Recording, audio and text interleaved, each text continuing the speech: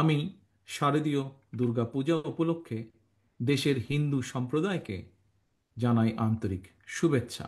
সনাতন ধর্মাবলম্বীদের সর্ববৃহৎ ধর্মীয় উৎসব শারদীয় দুর্গাপূজা উপলক্ষে বাংলাদেশ সহ বিশ্বের হিন্দু সম্প্রদায়কে শুভেচ্ছা জানিয়েছেন বিএনপির ভারপ্রাপ্ত চেয়ারম্যান তারেক রহমান। এক লিখিত বক্তব্যে তিনি ধর্মীয় ও সৌহার্দ্যের বার্তা তুলে ধরেন। দেশের বিভিন্ন ধর্মাবলম্বী মানুষ, প্রতিটি গোষ্ঠী, গোত্র, সম্প্রদায় ব্যাপক উৎসাহ উদ্দীপনার সঙ্গে যার যার ধর্ম পালন করবে। তারেক রহমান বলেন, বাংলাদেশের আবহমানকালে ধর্মীয় সামাজিক মূল্যবোধের সৌন্দর্যই হলো বিভিন্ন ধর্মাবলম্বী মানুষের পারস্পরিক বন্ধুত্ব, সম্প্রীতি, সৌহার্দ্য ও ভ্রাতৃত্ব। তিনি হিন্দু সম্প্রদায়কে নিশ্চিন্তে উৎসব উদযাপনের পাশাপাশি সৌহার্দ্য ও সম্প্রীতির বার্তা ছড়িয়ে দেওয়ার আহ্বান জানান। বিভিন্ন ধর্ম, গোত্র, সম্প্রদায়ের মধ্যেকার পারস্পরিক বন্ধুত্ব, সম্প্রীতি, সৌহার্দ্য এবং ভ্রাতৃত্ব। বিএনপির ভারপ্রাপ্ত চেয়ারম্যান রাষ্ট্রীয় নিরাপত্তার নিশ্চয়তার উপর জোর দেন। তিনি বলেন, আমাদের রাষ্ট্র এবং সংবিধানে দল, মত, ধর্ম, বর্ণ নির্বিশেষে প্রতিটি মানুষের নিরাপত্তার বিধানের নিশ্চয়তা দেওয়া হয়েছে।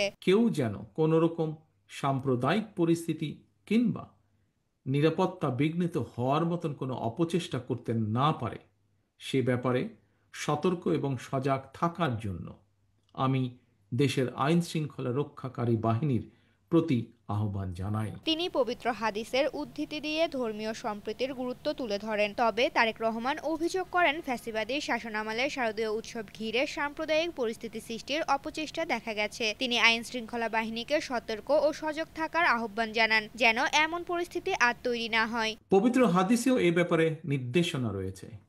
যে ব্যক্তি রাষ্ট্রের নিরাপত্তা প্রাপ্ত অমুসলিমকে নির্যাতন করে, তার অধিকার খর্ব করে, তাকে সাধ্যের অতিরিক্ত কাজ চাপিয়ে দেয় বা তাদের অসম্মতিতে ধন সম্পদ হরণ করে নেয়, এ ধরনের জুলুমের বিরুদ্ধে আমাদের প্রিয় নবী তার উম্মতদেরকে সতর্ক করে দিয়ে বলেছেন, কিয়ামতের দিন আমি সেই ব্যক্তির বিরুদ্ধে লড়ব।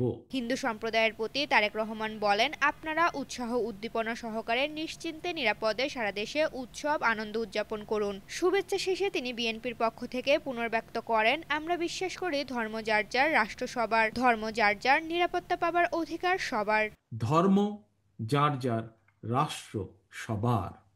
ধর্ম যার যার, নিরাপত্তা পাবার অধিকার সবার।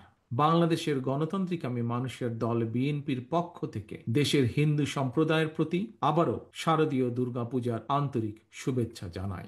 ঋতুপর্ণা, জনকণ্ঠ।